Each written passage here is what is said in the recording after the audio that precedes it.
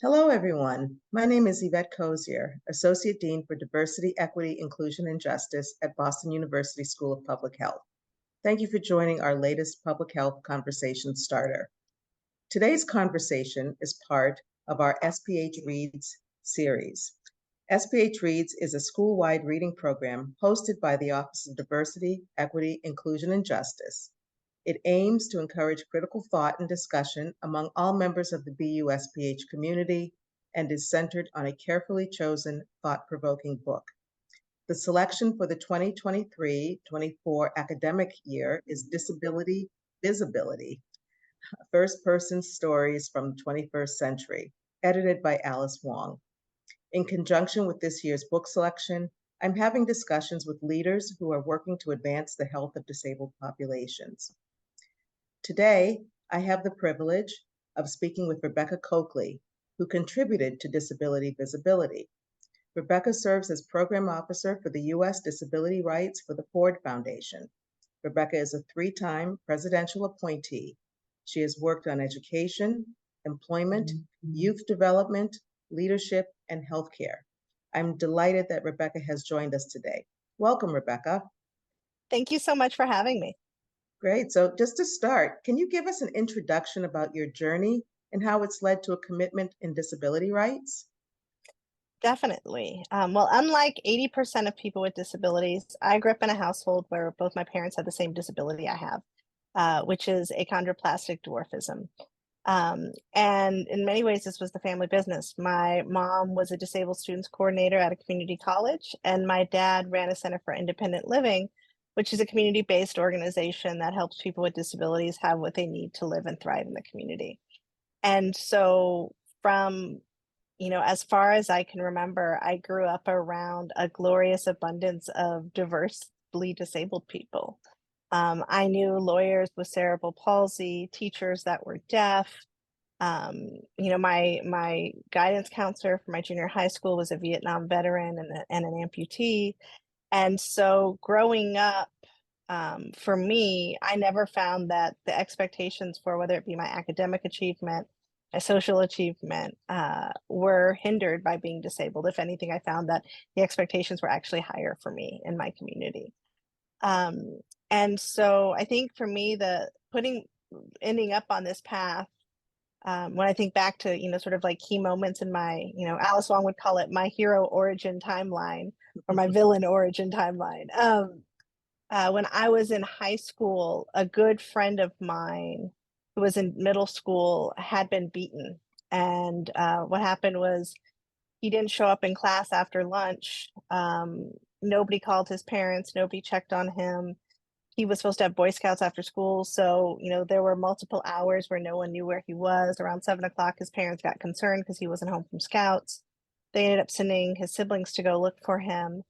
And they ended up going to the school where he attended and finding him beaten in a dumpster. And he was also a little person, and the dumpster lid had been slammed down and he was too short to get the lid open. And so the next day when he went to school, he brought one of those little tea bats that you might get at like a baseball game that they give away. And he was expelled, and he brought it to protect himself, and he was expelled for harboring a weapon. And I remember like just feeling this like massive rage well up in me that the fact that, I was blessed to go to a school district where, like, even today, I'm still friends with my elementary school principal on Facebook. Very supportive environment, high expectations. Bullying was dealt with immediately, and there was no tolerance for it. And that wasn't the case for all kids with disabilities. And so I knew from that point on that I really wanted to do something in the space where I could find my own path in making the world a more just and a more fair place for people with different types of disabilities. Oh, thank you for sharing that. Can you tell us a bit more about your role as Program Officer for U.S. Disability Rights for the Ford Foundation? Definitely. So I've been at the Ford Foundation for a little over 2 years now. I joined in the beginning of 2021. And I came to Ford because Ford had been on its own disability inclusion path. And so in 2015, when our CEO, Darren Walker, came on board, he committed all of Ford's funding to the cause of social justice. And when he talked about social justice, he talked about gender justice, racial justice, immigrant justice, LGBT justice. And we like to say it was the other ABD, the non-academic ABD. It's the all but disability instead of all but dissertation. And so many of us, Alice Wong, myself, and several others included, really weighed in with a significant level of public frustration that Ford was missing the boat on disability, and pointed out things like, we'll never be able to close the black-white wealth gap as long as, the Fair Labor Standards Act allows a sub-minimum wage for disabled workers. And predominantly in those working environments, it's Black disabled women. That as long as 80% of women with Down syndrome are sexually abused or assaulted by the age of 18, there will never be an end to gender-based violence.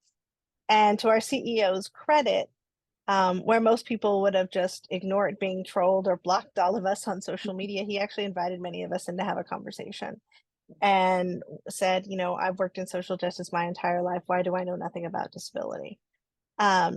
And went on his own real serious learning journey, and allowed us to challenge him and push back on him. And he, the Ford Foundation was at the time had moved on to funding some work that I was doing at the Center for American Progress on building out a progressive disability rights public policy agenda. And at the end of 2020, following the election, they reached out to see if I was going to go back into the White House and serve again. And at that point, I had no interest in doing so. And so they said, we'd really like you to consider coming to Ford and actually helming a pot of money, the first pot of its kind in any major foundation, dedicated to supporting the disability rights and justice movement. And so I've been there now for, at the end of this year, it'll be 2 full years, but we have moved a total of $50 million over 3 grant cycles to disability-led organizations centering on disability rights and disability justice work. Wow, that's amazing. And I want to come back to ask you a little bit more about that. But I just want to follow up on something you said, and that is, the ABD, all but disability. Why is it that that's the case, even among those who are socially minded? I think, you can even go back to the history of disability in the US. The first disability that was defined in quote unquote the New World was drapetomania, which was runaway slave syndrome. And the fact that our founding fathers created a mental illness out of the air to give credence and protection to slave catchers, and to give a justification for the going out and recapturing people that had been enslaved under the auspices that they were not rebelling, they were sick, and they needed to be taken care of. From that point, how is disability ever supposed to be something grounded in dignity, grounded in rights and respect, if that's sort of the founding of disability in the New World, or in the Western world? And I think that, coming from that and seeing just a history of criminalization of disabled people from the beginning, unless, let's be clear, unless they're veterans. If you're a veteran and you're disabled, you're held oftentimes in a different, level of respect and regard than just regular disabled people. Yeah. And so I think we're seeing that change. I give a lot of credit to leaders of the Black Lives Matter movement, to Black women that are doing work around maternal mental health, to actually seeing that connection between disability and other social justice movements. The fact that we know that 50% of individuals that are killed by law enforcement are people of color with disabilities. The fact that we know that, something that my dear friend and mentor, John Lewis, responsible for the Good Trouble sign behind me, used to always say is that, we join movement work because of trauma. And we fail to recognize that movement work itself can be traumatizing. And thinking about, and so I think as we've had a more nuanced learning and growth of understanding around mental health in particular and trauma, I think we're starting to see that shift. I think COVID has also been responsible for a real shift. I mean, we know that we're talking about at least 20 million newly disabled people because of long COVID. And, we're actually no longer counting those numbers anymore, which is really scary to me from a public health standpoint.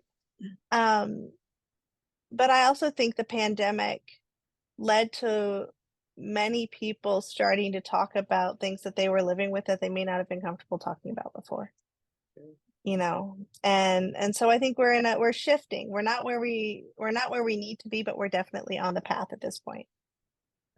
Yeah, no, that's very, thank you for that response.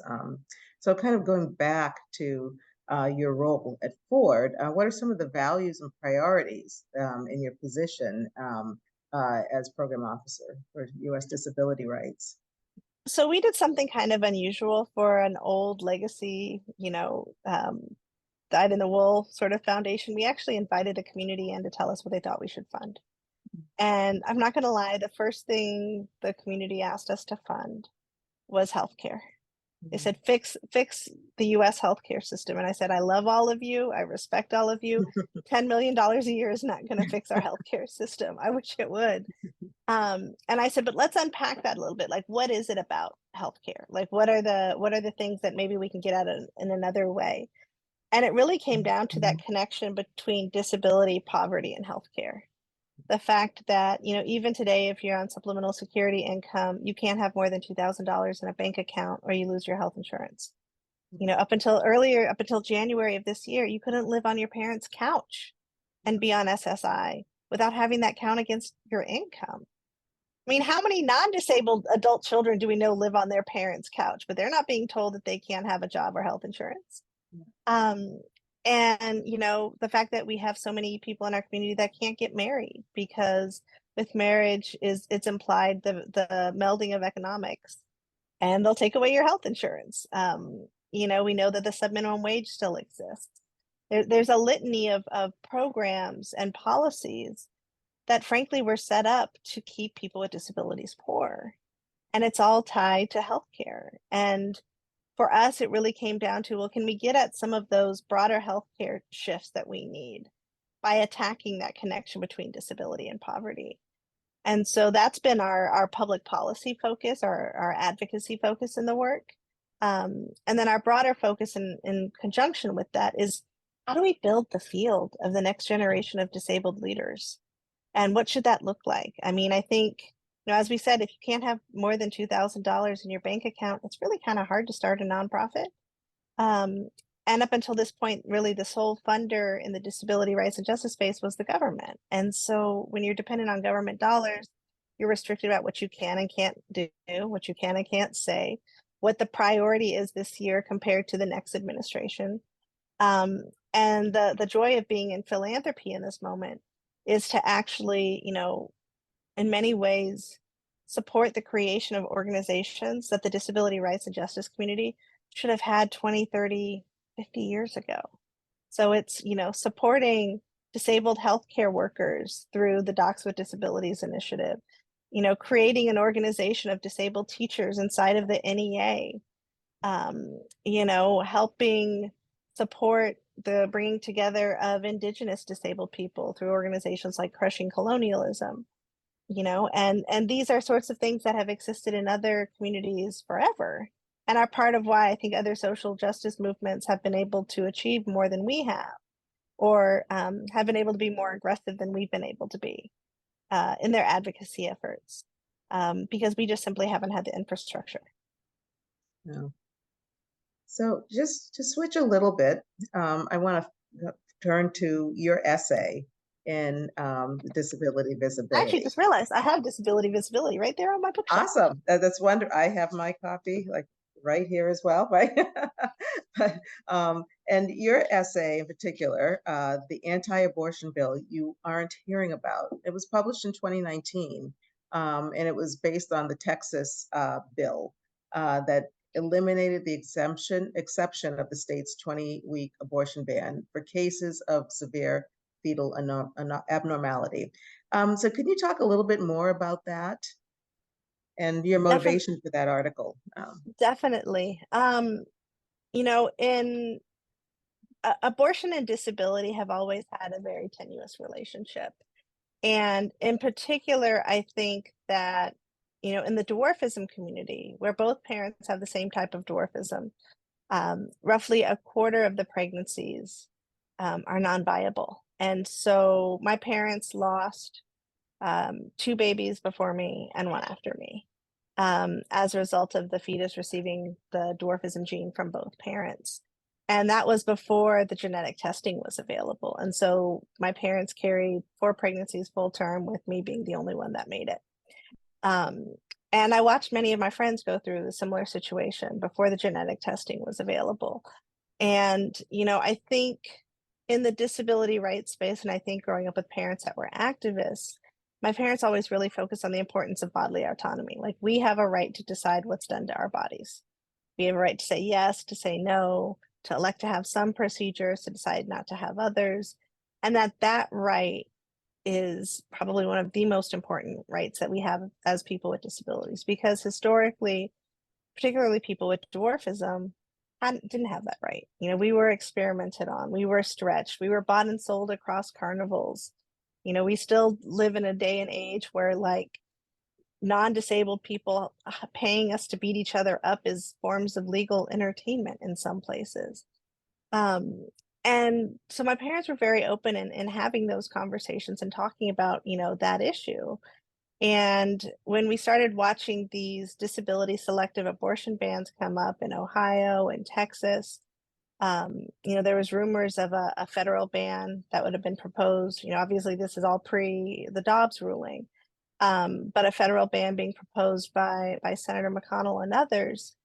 I really felt like it was important to actually put down in words why abortion matters to the disability community, and that it is a hard conversation, and that, the reality is that if we really hold firm to the belief and our grounding in bodily autonomy, it means that just as we have the right to make choices about our bodies, it means that non-disabled people have the right to make choices about their body. And that might mean that, very likely means that, I know average type people who've aborted fetuses because they were carrying a dwarfism gene. And while that's really hard to reconcile, at the end of the day, that right to bodily autonomy is so sacred that it's part of the cognitive dissonance we just have to live with. Yeah.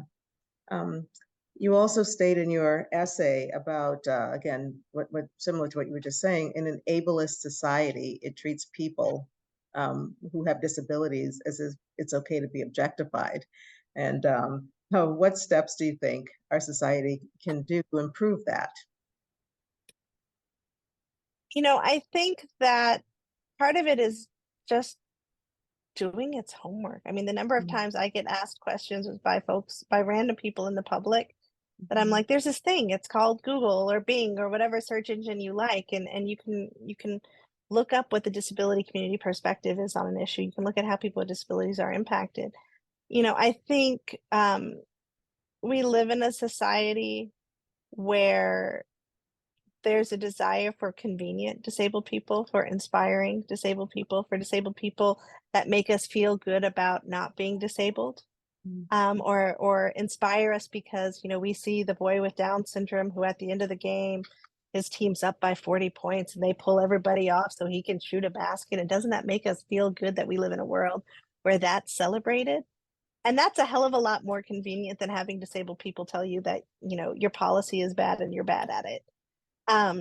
And so I think that, there is a real need and a desire to listen to people. I think that there's a need to, listen to people with, in this moment, complex immune systems who it's still not safe for them to go out in society unmasked, if even, masked or unmasked in some cases.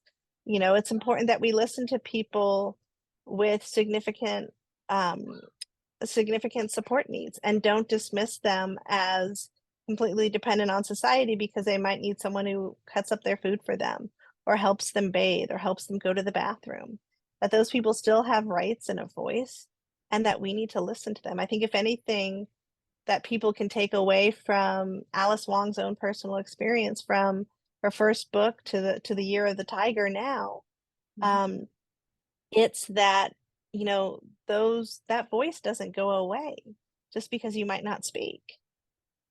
People with disabilities still have opinions and thoughts and a right to make decisions about their lives, regardless of whether or not society thinks we're deserving of that. All people are deserving of it. Yeah. So at BU School of Public Health, yeah, our goal is to train the future generations of health advocates, public health practitioners, and researchers. What piece of advice would you have for our future generations? I would actually start with like, what advice do I have for your faculty? Because it will Okay. impact your Mhm, students. mhm, If you're a person with a disability, find a way to self-identify. mm, Because so often, I always quote Marian Wright Edelman, who says, you can't be what you can't see. yeah, So many people with disabilities want to enter the public health field and field. I think that and the special education fields are the two fields I often hear from young people that they want to go into. And they have a right to see themselves in it. They have a right to see their experience reflected in it. And I think academia as an institution can be so harsh and unforgiving. It can be really tumultuous. The tenure process is not a fun process for a lot of people I know. But to actually know that you've had a professor who might not have the same disability you have, but has a different disability and has made it, mm, makes you feel seen, makes you feel empowered, makes you feel like you can do it. I think so many of us often feel like we're the only one like us in a space because society has taught us that we are the only one like us in a space when that's actually not true. And so to start, I would really encourage your faculty and staff who have a disability or a chronic illness to find a way to self-identify if it's safe to do so personally or professionally. I think about the first time I met a lawyer with a disability, with my own disability, and I ended up not becoming a lawyer because I bombed the LSAT epically numerous times. Um, but he went on to work in the White House, and I went to work at the White House because Paul worked at the White House. yeah. And I think that like having those examples are really powerful. What I would say to your students is, we've been waiting for you. Our community is infinitely strengthened by your presence, and we stand at the ready to salute you, to celebrate you, and to amplify you, who you are, the work that you do, in every way imaginable. Our community is amazing and powerful because of its diversity, and don't let anyone ever tell you otherwise. Mm, And, we can't wait to see what you're going to do next and challenge the status quo, challenge our own opinions on the status quo. I think now is the time for such incredible innovation, just given where we're at in the public health space, in the technology space, and thinking about, AI and its implications in public health, like all of these different things. Like now is the moment to ask the juicy third rail question. mm. And so when you find yourself like pushing down on those questions or being like, nobody's going to want to hear it from me, like those are the questions that need to be asked. Yeah, and even if those questions, if I may, like maybe aren't picked up or Yeah, responded to, right? To continue to ask those questions, they'll ask them. Mhm. Yes. Right? Wow, that's great advice, and I will be sharing that with our incoming group of students. Um, so we're getting close to time, but I really want to thank you for all the work that you've done and just really showing that these things could be addressed in many different ways, both in the foundation world and in the White House. And before we go, can you tell us a little bit even about your time at the White House? I think that's fascinating too. Absolutely. So I had the pleasure of serving as my title was Director of Priority Placement for Public Engagement in the Presidential Personnel Office at the White House. And in shorthand, I was the Chief Diversity Officer for the latter half of the first term. And so I like to say that I had the best job. I mean, being in charge of diversity, equity, and inclusion in the Obama administration in the first term, every appointment we made was historic. every, phone call I would make. I'll actually never forget actually how I met Alice Wong. It was Asian American Heritage Month, and one of my colleagues had done a video contest where to the AAPI community where he said, okay, folks, AAPI citizens of the United States of America, send President Obama a video that talks about something about the AAPI experience that you don't think he knows about. And whenever we would do these video contests, like hundreds of thousands of videos would come in. And I ran into this colleague in the hallway and he was like, hopefully I have a problem. And I said, what? And he goes, I still have to watch 2,500 videos by next week to get like 20 to give to the president. Can you help me out? And I was like, yeah, let me look at my schedule. And so I moved some stuff around. I was like, okay, my Thursday is completely free. Give me however many videos you think I could watch in 8 to 10 hours. And like, I'm happy to watch some videos. And so he just sent me a random stack. And in that stack was Alice Wong's video. And Alice Wong's video talked about the challenges and the stigma of using home care services in a traditional Asian household. And I'll never forget it because it was incredibly powerful. She talked about her experience living in the Bay Area. I was from the Bay Area. I was actually kind of shocked that I had never met Alice. I was like, how is there this awesome leader from the Bay that I don't know? I know everybody, but I didn't.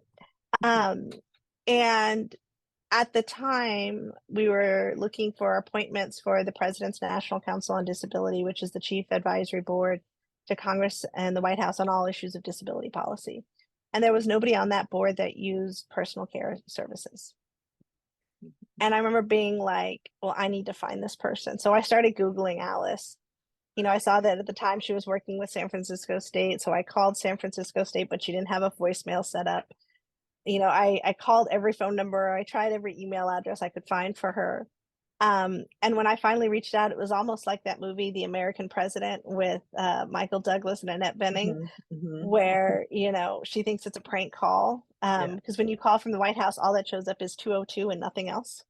Okay. And so she thought I was prank calling her. And I was like, no, my name is Rebecca Cokley. I'm calling from the Obama White House, and I'd like to talk to you about opportunities to serve in the administration. And at the time, she was very open about saying, she was like, well, I can't travel. And I was like, well, I don't care. We'll figure this out. I was like, I have to still run it through the lawyers to figure out how we'll figure it out, but we will figure it out because like this video was incredibly powerful. We're going to recommend that the president watches it. And because your experience is not represented in this administration, and it really needs to be. And so being able to make phone calls like that, like Alice's is probably one of my favorite phone calls because she's, it was sort of the origin story of our friendship. But to be able to make phone calls like that any number of times and say, my name is Rebecca Cokley. I'm calling on behalf of the White House. President Obama would like to know if you're interested in serving the American people. And I still get chills when I say it, and I think it was such a unique time. And actually this photo I have up here is of the 5 disabled women that worked in the Obama White House. It was myself, Maria Town, who is from Louisiana and has cerebral palsy, Leah Katz Hernandez, who now works for Microsoft, for the CEO of Microsoft, and is a longstanding deaf activist, Taryn Tyler Williams, who is now the Assistant Secretary of Labor for the Office of Disability Employment Policy, is a Harvard Brown grad and from Inglewood. And then Claudia Gordon, who is the first Black deaf woman attorney in U.S. history and is a senior leader over at T-Mobile. And to be able to work in an administration with a group of people like that, all doing different roles, all committed to serving, there was nothing like that. And I'm still very blessed to get to spend time and engage with many of the Obama alumni. Because I think for a lot of us, especially in the first term, we didn't know if we'd get a second term. And we worked so hard to get the president elected, and to build an administration that looked like nothing before and frankly nothing since, that there was just an energy and a commitment that was different than anything I've ever experienced. Wow. Wow. Well, thank you for sharing. That gives me goosebumps as well. I would, yeah, that'd be pretty awesome. Right? It was So, pretty. I like to say that, like, and so it was funny because when the White House reached out and were like, "Are you interested in coming back?" And I was like, "What job would you give me that is cooler than the job I had before?" yeah. And I was like, "It was amazing." Yeah. And I consider myself so blessed to have been able to serve in that administration. And that's the other thing that I would tell your students is, like, this is achievable by you. You can work in the White House. You Yeah. can work on a presidential campaign. You can work on Wall Street. You can work at the Ford Foundation. Any of these opportunities are open, and those of us that are in those spots are always looking for, who should come in and replace me. Yeah. Great. Well, that is a wonderful note for them to hear, and for us to bring our time here to a close. This has been absolutely wonderful, hearing more about your journey and your incredible work. And again, thank you so much for spending this time with us and for contributing to such a great book. So we thank Thank you you so so much. much. It was an honor to be asked to contribute to the book, and it was an honor to be asked to be here with you today. Thank you so much. Yes, you're very welcome. Thank you.